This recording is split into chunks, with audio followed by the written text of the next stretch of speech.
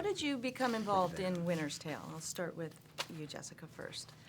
I read the script, loved it. Put myself on tape back in London twice. And in between those 2 times, I spoke with Akiva on the phone, and he just had some brilliant ideas and great suggestions, and, you know, went and did that. And then kind of before I knew it, was in LA, and I had the screen test there, and I came back thinking that was an experience.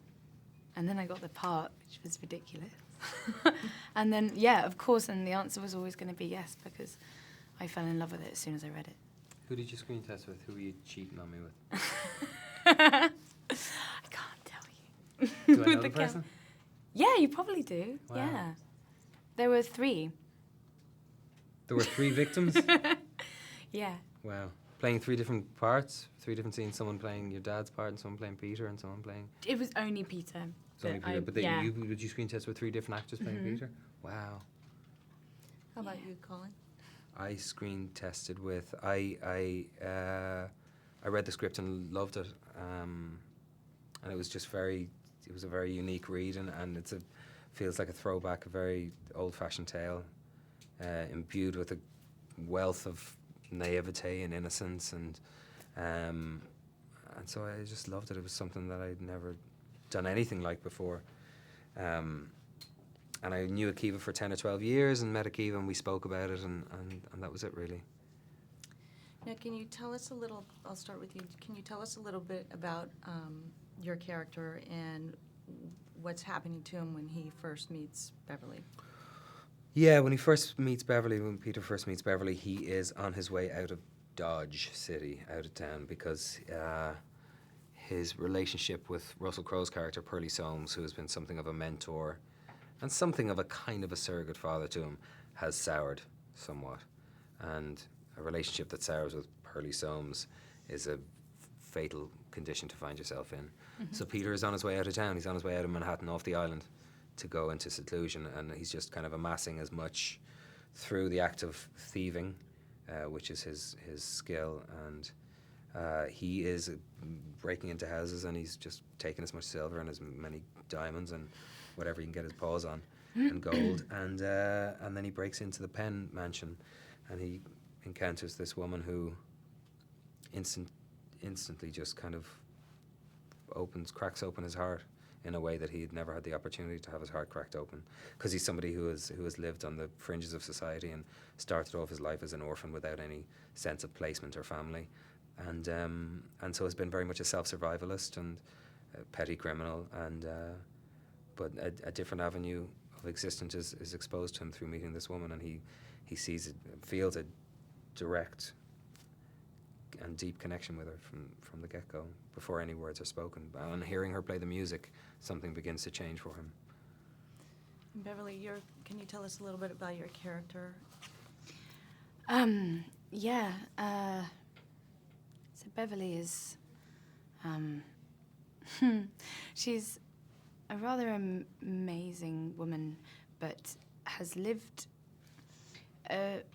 through other people. She's been an observer of life, really, because living one properly wasn't ever her destiny, and she sees the world in such a beautiful way, and has made peace with her fate and the immediacy of that, and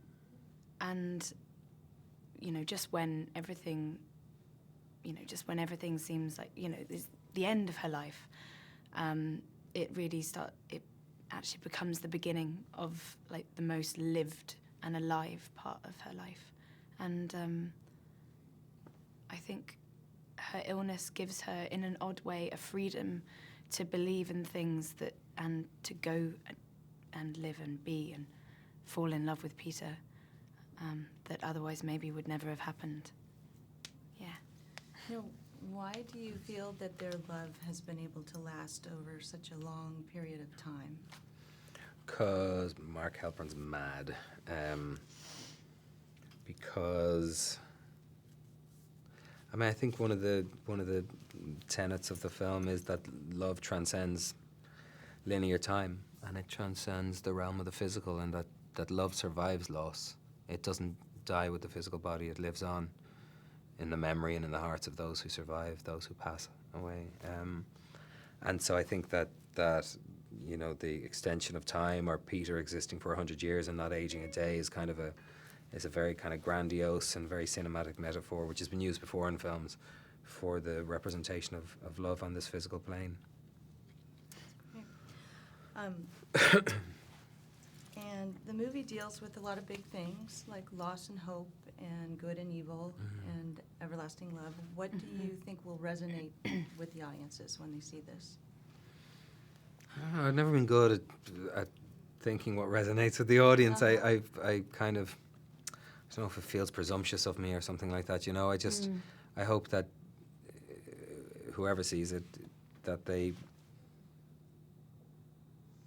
I don't know, that they garner the same sense of hope. Not that they take it out into the world and their life has changed, but that in experiencing the film, they feel the same sense of hope that the film was birthed from and through, because so much of Kiva, the writer director's personal experience, went into the making of the film, went into the writing of the script. You know, Kiva's experience of love and loss is all over this script, and he'll talk about that himself. But we knew that, so the telling of the film, the shooting of the film, there was always that very pleasant ghost of Kiva's experience around the film, not in a heavy way, but in a really beautiful and loving way. And so you know, if any of that comes across to the audience, that'd be really, really cool. And it was shot in New York City, which was the perfect place for this to take place. Why do you think that was, and how was it shooting in New York for this? It was cool. Yeah. You had a It good was time, didn't you? amazing. Yeah, I had a really, really good time. Me too. I think it's a character in the story, the city. And in the book it's so integral. In the description it's so vivid, and the fact that obviously it was continued to be based here, but we still got to film it here rather than pretend that we were here, I think was so important. And this city in the winter, covered in snow, there is something magical about it. So I think it was really important. The telling of the film didn't become that. It became less of a reach, less of a stretch. I didn't feel as detached from, as fantastical as all the stuff is on camera. I didn't feel as detached from it as I may have if we were shooting somewhere else, if it was fake snow. I constantly, even when we weren't working in the evenings that we had off or on the weekends, I constantly felt that I had one foot in the film set and one foot in reality. reality, Yeah. you know, in a way.